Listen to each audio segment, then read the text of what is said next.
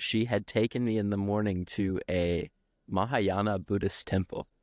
And I go into this Buddhist temple not knowing what to expect at all, but very open. And the monk, I don't know what to call him, that was leading the service over there, he gave probably like a 15 to 20-minute philosophy of their tradition and then led us in a guided meditation after that.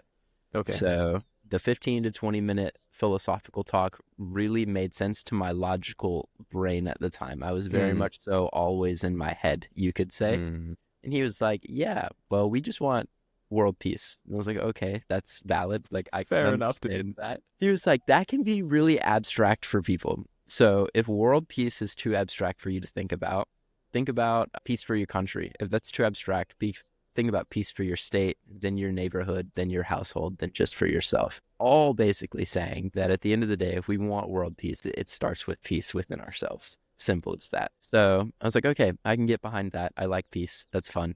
Yeah. But then he guided us through a meditation, and I forget what he said or how he did it. I think it might have just been the process of being in an environment, closing my eyes, breathing intentionally, and being present with what I was experiencing. And I remember afterwards, I felt this like warmth in my chest, in my heart, and that was new.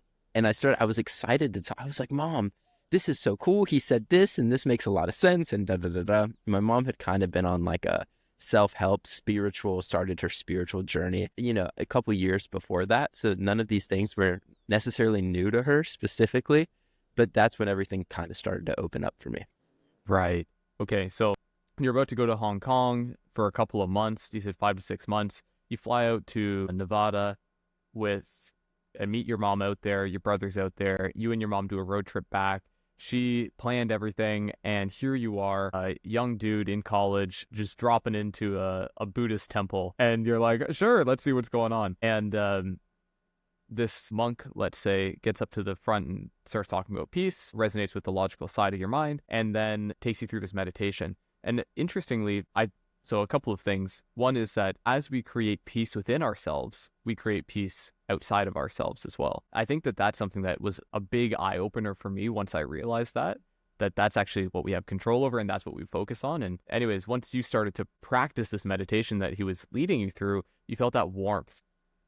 And you mentioned that warmth as if it's like in contrast to what you were feeling previously. Like, can you say more on that?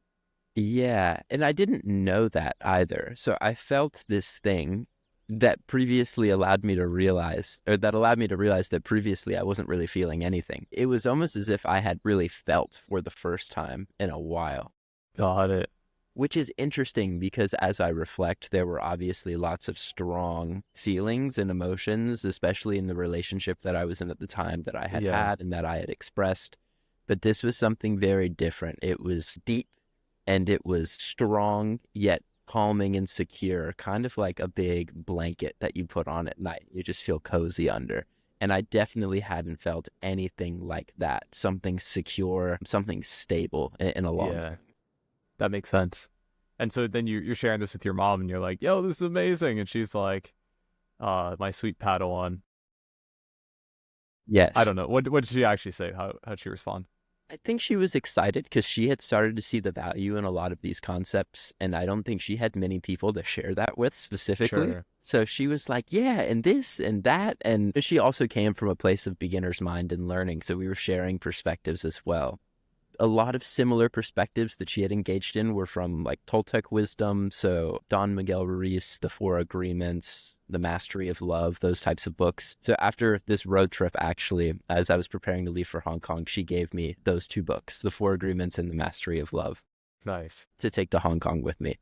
But it was related to stuff that she had read there. So we were starting to align. And I think she was just above all else happy for me that I was feeling loving and encouraged to continue to move towards that direction.